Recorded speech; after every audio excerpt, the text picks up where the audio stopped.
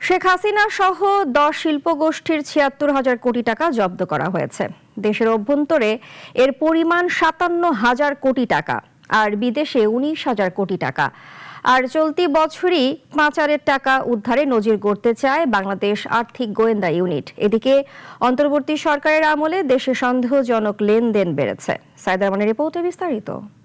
অন্তর্বর্তীকালীন সরকারের প্রধান উপদেষ্টা জুলাই আন্দোলনের পর দেশ পুনর্গঠনের দায়িত্ব নেয় ডক্টর মোহাম্মদ ইউনূসের নেতৃত্বে অন্তর্বর্তী সরকার। প্রায় 2 বছর দেশের শাসন ক্ষমতায় ছিলেন তারা। অনিয়ম দুর্নীতি শূন্যে না নামলেও কমবে, এমনটি আশা ছিল দেশের সাধারণ মানুষের কাছে।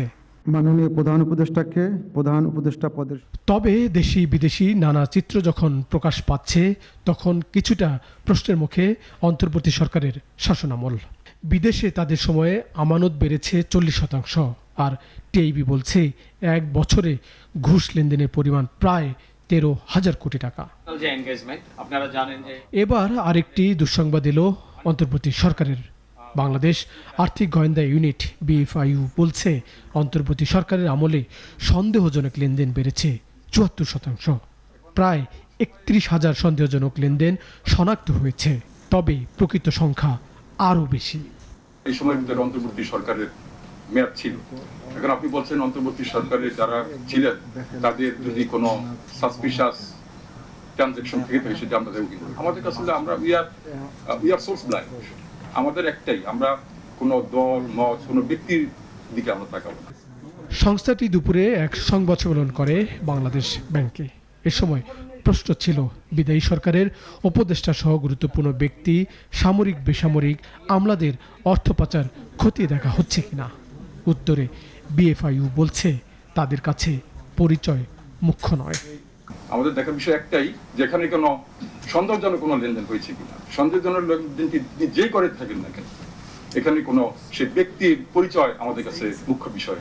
আমাদের কাছে মুখ্য বিষয় হলো তিনি কি কাজটি করেছে। কাজটি যদি আমাদের আইনের আওতার ভিতরে পড়ে থাকে, তাহলে অবশ্যই আমরা আইন অনুযায়ী ব্যবস্থা গ্রহণ করব, সে যেই হোক না কেন।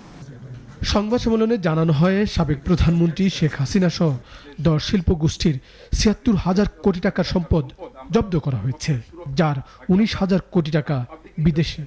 ৭৬,০০০ কোটি টাকা আমাদের জব্দ করা হয়েছে, তার মধ্যে ৫৭,০০০ কোটি টাকা হলো আমাদের দেশের সম্পত্তির জব্দ এবং ১৯,০০০ কোটি টাকা হলো বিদেশের সম্পত্তির জব্দ। এটুকু দিতে পারি।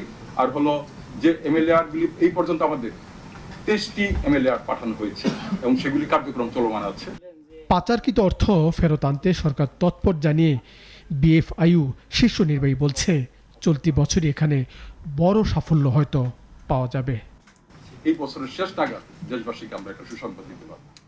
সাইদ আরমান, নাগরিক, ঢাকা।